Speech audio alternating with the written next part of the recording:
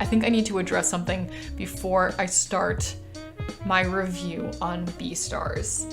And I think it was summed up in this tweet that Netflix made. Yes, calling Beastars a furry high school drama is reductive, but a parable about gender, desire, and class as filtered through the carnivore, herbivore binary featuring theater kids, thirsty wolves, sexy rabbits, yakuza lions, and a therapist panda with a crossbow is too long. People are writing off Beastars because they've heard that it's about animals and they've heard that there's sex in it. So therefore this must be some furry anime and they are not touching it with an 8-foot pole. I do think it's unfair to just call Beastars a furry anime or a furry high school drama. Yeah, they are animals, but I have a lot to say about this. I think in terms of joking about it, it's fine, but I keep hearing people saying that they're getting made fun of or avoiding Beastars because they don't want to be made fun of for watching it, and I think that's kind of a damn shame. I guess I'm so far personally into not giving a fuck about what other people think that I forgot that people are just this awful. But let me just real quick, Beastars is awesome and you should watch it. No matter what you're into, you know, it's cool and it's interesting, and it literally couldn't have told the same story if the characters were human. They need to be animals to be telling the story that they are. And I don't understand why people are getting made fun of for this, but not like BoJack Horseman.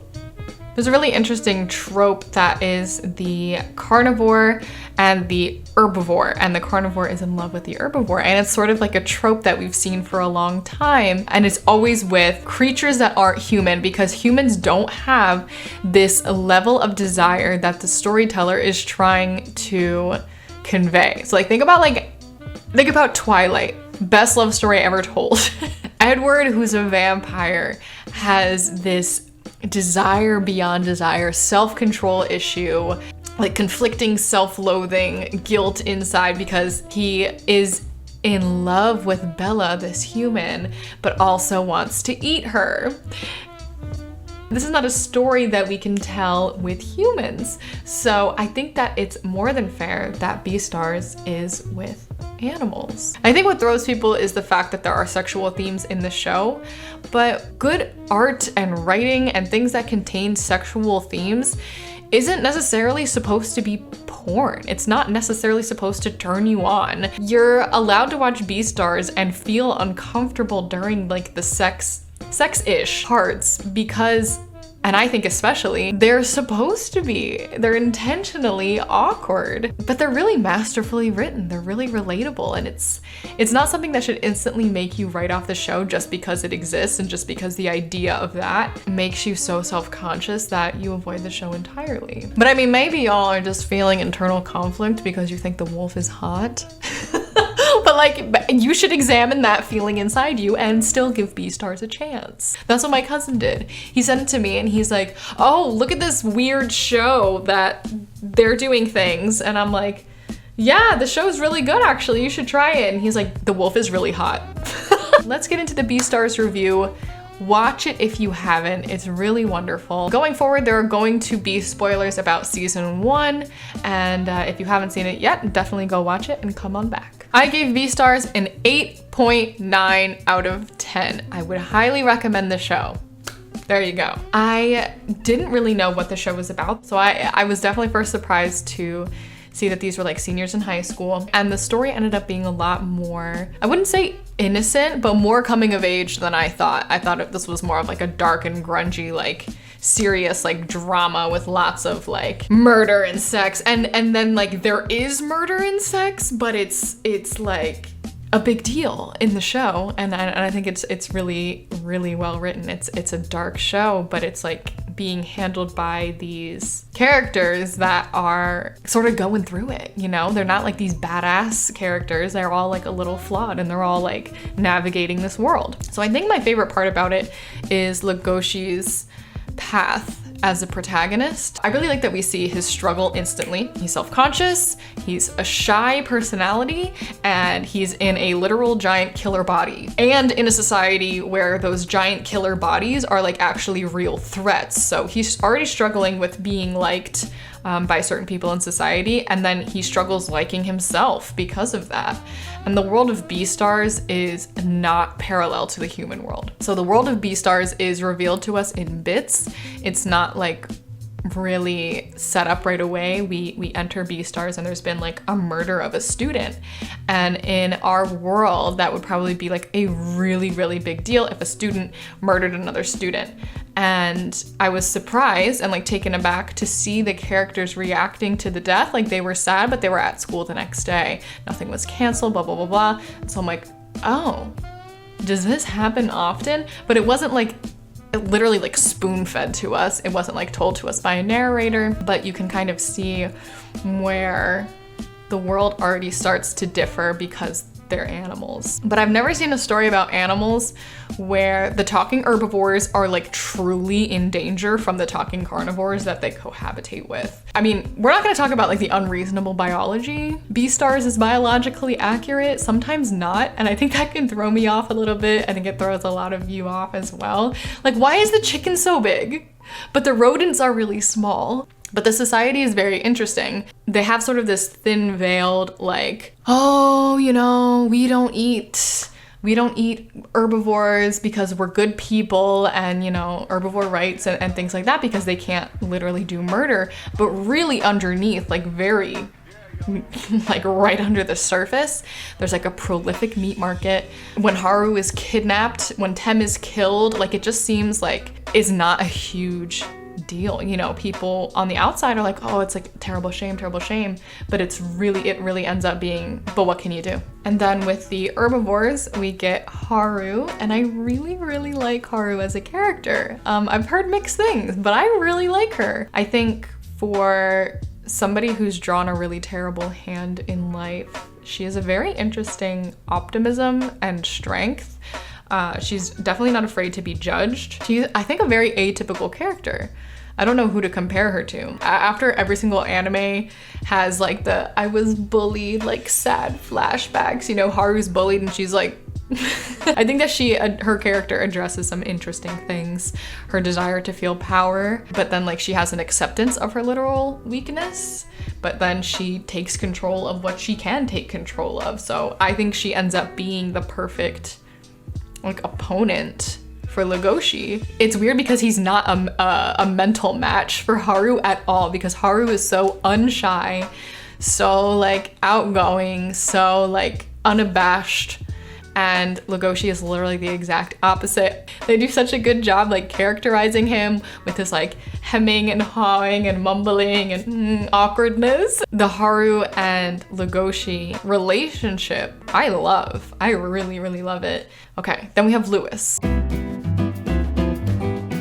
Lewis is our third most fleshed out character, I would say. He is an interesting one. I didn't love him as like a person, but I'm very curious to see what his character's purpose is. I think he was important in that he was somebody that Legoshi looked up to. My favorite moment is when they were on stage and Legoshi is beating the absolute living hell out of Bill, which first of all was like, that hurt.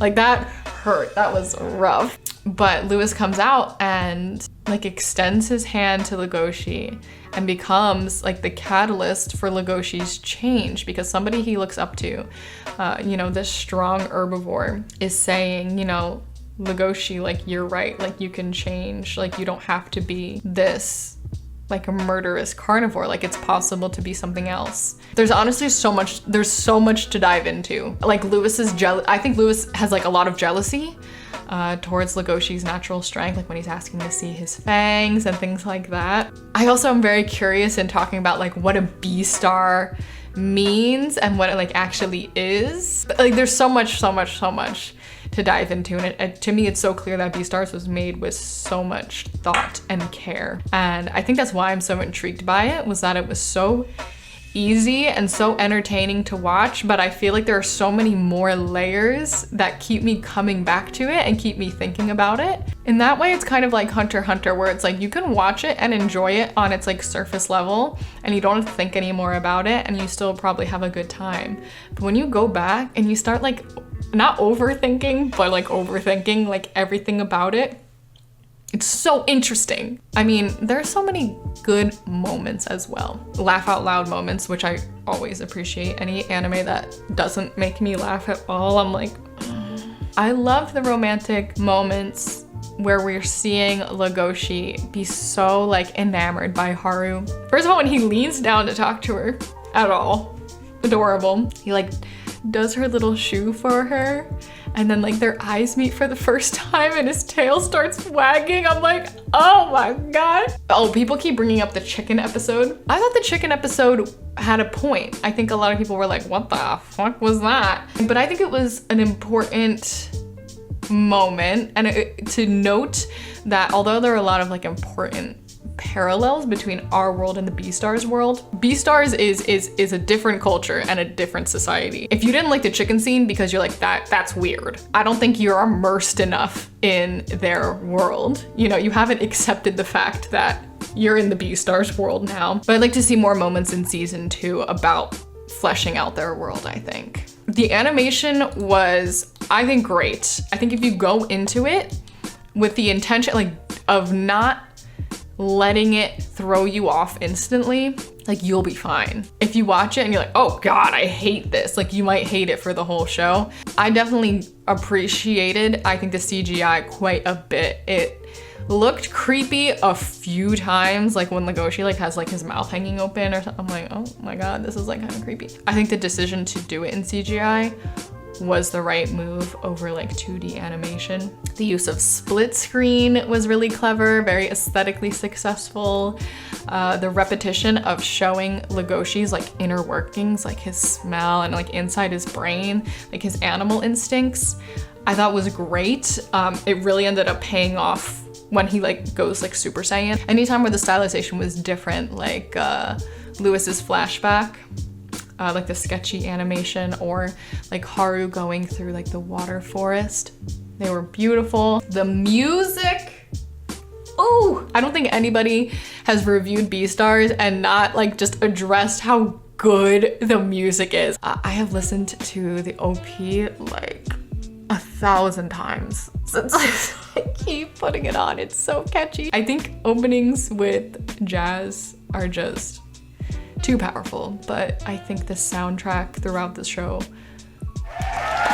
it had a lot of character. It was very memorable. I think it always like elevated this scene. All right, let's talk about points off. So why is it an 8.9, not a 10? I think my main points off, it's definitely for the inconsistencies in realism. Like I said, like I'm all for being transported to a different universe, an unrealistic universe. Like Beastars doesn't exist. I know that it's not real, but some of like the rules that they set in place felt broken, and that's where I kind of get thrown off. The worst offender of this, like I think the best example, and I think something that a lot of people noticed or didn't really like, was the fact that the Shishigumi, like the lion Yakuza, they're built up to be terrifying and super powerful. Like you can't take them down. Like even the mayor turns a blind eye, and Legoshi and a panda take them out.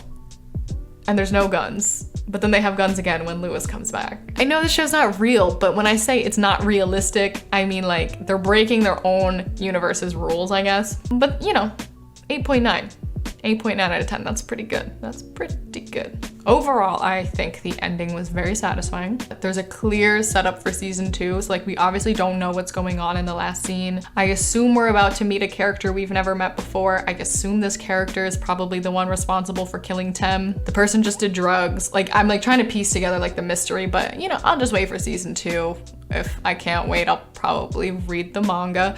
And I do like how they handled Legoshi and Haru, how they ended up. I was very pleasantly surprised that Haru is like kind of actually falling for Legoshi back. Like the end scene where Juno was calling him on stage was like so painful. You're like, oh my God, like they're just trying to talk, like stop. You know, they're pretty straightforward. Legoshi's a very straightforward person for being so shy, which I really appreciated. To me, it seemed like Legoshi was going to work on things and become stronger. I don't think that it's resolved. I think that it is on the path to resolution.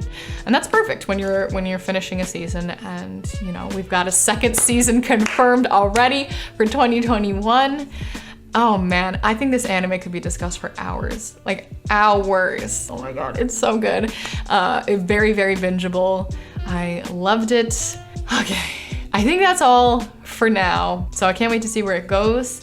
I can't wait to hear what you guys thought about it. If there's anything that stood out to you, you know, what topics excited you? What would you like to delve into about it? Because I think there is something for everybody. Thank you guys so much for watching Beastars with me. And I'm glad that I got some of you to do it.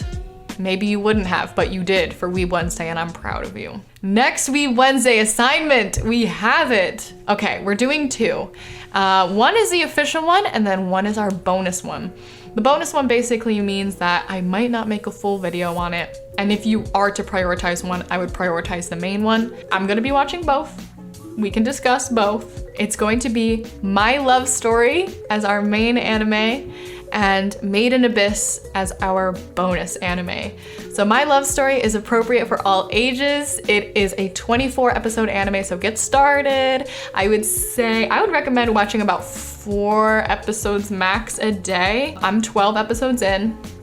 I have to start a little bit early because I have to make these videos. Very cute, very wholesome, definitely not like super bingeable show, but so far I'm loving it. So I'm really glad that we picked this one. You can find it on Crunchyroll or VRV. I actually have, if you've never used Crunchyroll or VRV, you can go to crunchyroll.com/Gibi and vrv.co/Gibi. I have sponsorships with both of them. This video is not sponsored, but like it's all, the URL is always up. And then Made in Abyss, I believe you can find on Amazon Prime Video.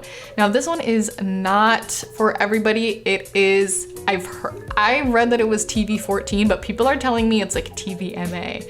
So if you are on the younger side, if you are a little more sensitive, definitely be aware, be wary before you watch it, because I've heard that it's a little intense. Thank you guys so much for coming to this Weeb Wednesday. I'm so happy that we watched Beastars, and I hope you enjoyed it as well. Join the Discord if you want to talk more about anime. There's a ton of us in there every day. And leave a comment. Like this video.